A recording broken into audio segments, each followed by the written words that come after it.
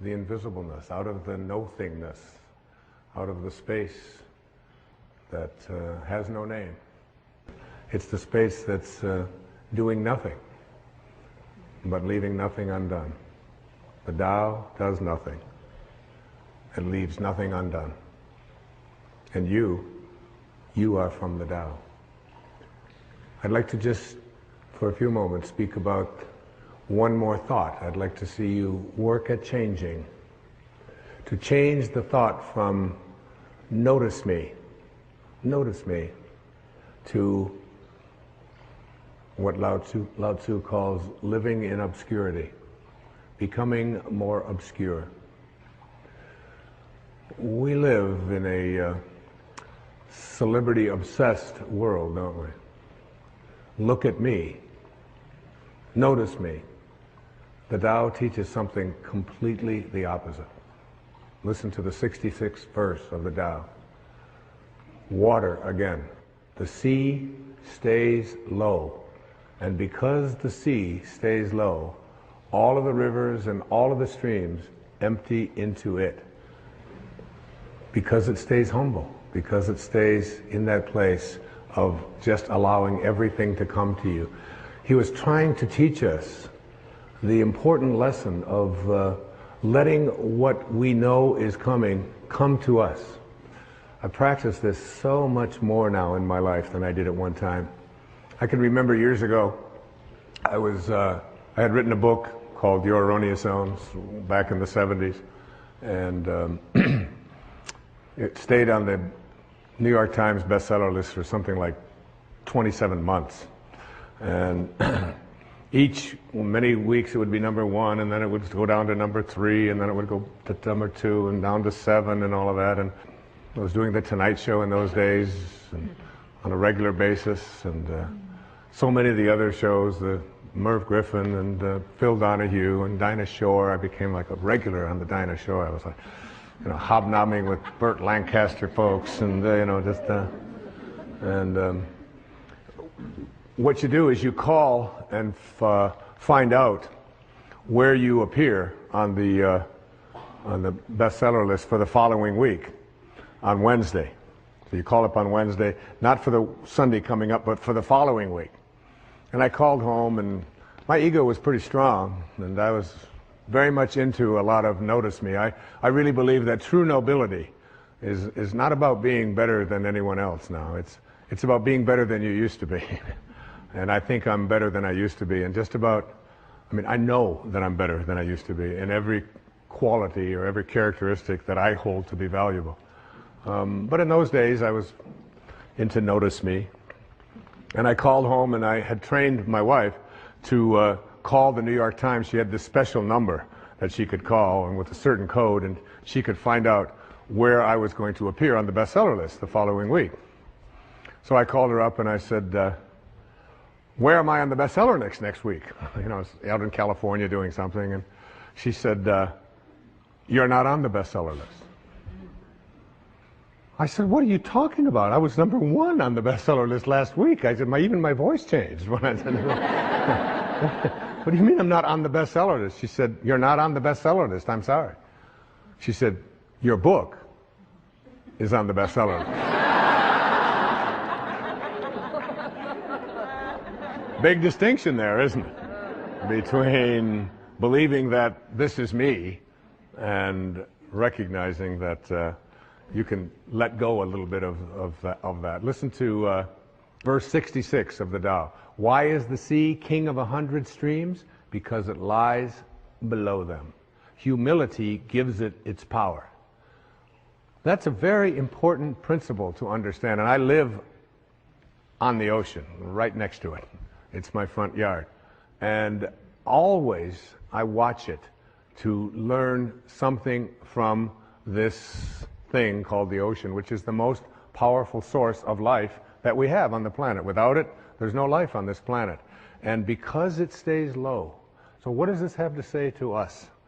Do you have the capacity to get past that ego need to always be saying, notice me, look how important I am. I mean, there's been a proliferation of this lately with this celebrity silly stuff, isn't it? I mean, CNN is doing, full hour shows on silly little things about what happened to this particular celebrity or what happened to that celebrity, and the celebrity's never even done anything. And there's all of this talk about it, and all of the new magazines.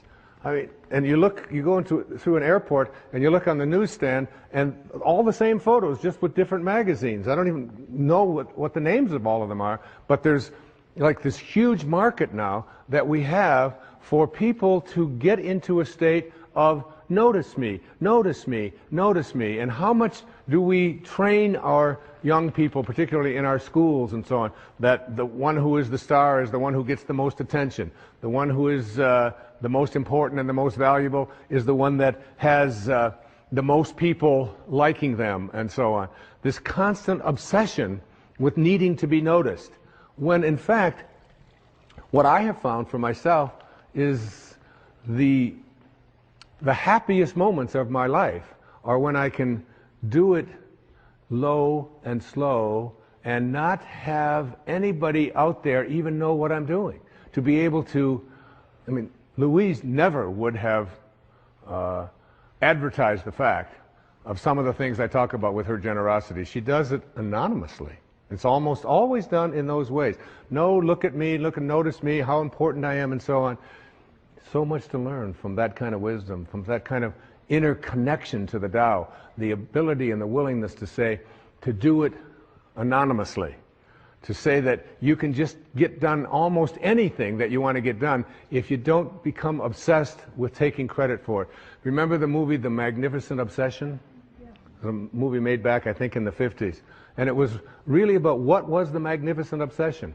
It was the ability to be able to give anonymously. What is Alcoholics Anonymous? It is everybody stays anonymous. Nobody has a title. There's not even anybody in charge. There's no leaders of this. There's no president. There's no vice president. There's no organization. It's just, here's a group of people who just want to help other people whose lives are out of control. So here's a meeting place. And you come and one day somebody will chair it, and then somebody else another day will chair it. And one of the things I found when I attend one of these meetings is that I feel, you'll see so many people who are downtrodden, who feel as if their life has passed them by, who look like they don't have any teeth, they haven't shaved, they're dirty, they're God in disguise. Mother Teresa was asked the question about what she does when she was in Calcutta, and she said, every day, I see Jesus Christ in all of his distressing disguises. All of his distressing disguises. That you can see this source, you can see the Tao, you can see it when, particularly in those who are the most obscure, the most isolated from everyone else. And whenever I go to one of those meetings and I hear people get up and they tell their stories, I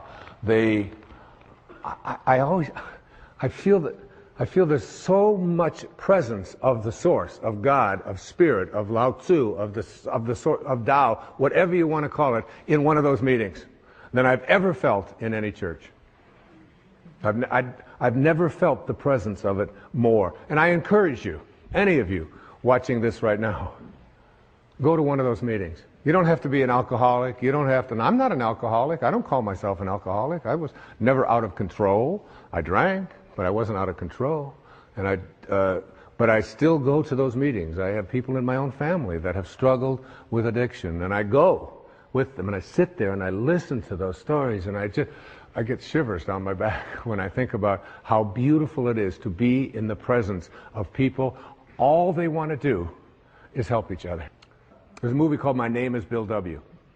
James Woods played it, and James Garner is in it. And his life just got totally out of control with addictions, totally out of control. And then he went to he went to one of these meetings, and he began to realize, and he said, we can actually take these people, and all we have to do is love them. All we have to do is, and he's so excited about the concept of being able to go out there and offer it. And I keep referring to Louise because she's such a hero to me. There was a time back in the 80s when our president wasn't even able to say the word AIDS, was he? I mean, he could come on. And here was this lady who, before this thing became the worldwide phenomenon that it is, was having meetings in her own house and bringing these people, these downtrodden people who had been labeled outcasts in society, and offering them a place to learn how to love each other and to care for each other. This was long before there was any celebrity status associated with trying to end this horrible crisis that our country has and our world has had. There was James Wood, so excited about the idea of we can create a place where we're anonymous. Nobody has to know anything about us. We don't have to say our names. We don't have to say anything. We just have to come there and we can help each other. And before that happened, everybody who got out of control with addictions, particularly with alcohol, would die. There was no cure. There was no cure. And where did they find their cure? They found it in being anonymous. They found it in being obscure. They found it in having no organization. They found it in having no elected representative. They found it in having no rules. There are no rules. You just come and we care. If you've been 1 day or 1 hour sober, or even if you're drunk, you come. We care about you. And you are not that alcohol. Who you are is this divine soul. In the 36th verse of the Tao Te Ching, it says, "The gentle outlast the strong. The obscure outlast the obvious." Try to become a little more obscure, a little less interfering, a little less notice me, a little less, one of the specific kinds of things that you can do is just as you're about, when somebody else is talking, just as you're about to interject what you've been thinking about for the whole time, waiting for them to stop talking, just stop, to bite your tongue and say, "Tell me more." Or, "That's very interesting. I have never heard that point of view before." Even if they totally, completely disagree with everything that you stand for, to be willing to listen, to be able to stop. Practice it. I practiced it when I did these verses of the Tao. I practiced it every single day while I was working on that. Just staying obscure. And for me, that's not always so easy because of just being recognized wherever I go. And if I saw someone who was about to recognize me, I would just put my head down. I would just walk a little bit past them like something. Right now, I just want to be anonymous. Right now, I want to be obscure. The Tao says, storms always end. Verse 23, fierce winds don't blow all morning. A downpour of rain doesn't last all day. Who does this? Heaven and earth. You're already connected to everything you want or need. It will come to you at the exact perfect time, as the rivers and the streams come to the ocean at the perfect time and place. You gotta trust. You gotta know it's going to come to you. You don't have to chase after it. You can become a little less obsessed with your ego and your self-importance and who you are and what you've done, and you can get so much more done. And you know what? It's the most peaceful and sweet, delicious way. It's like the song that Cecilia was singing about the rose. Thank you so much, and God bless you. Thank you. Thank you. Thank you very much. Thank you. Thank you.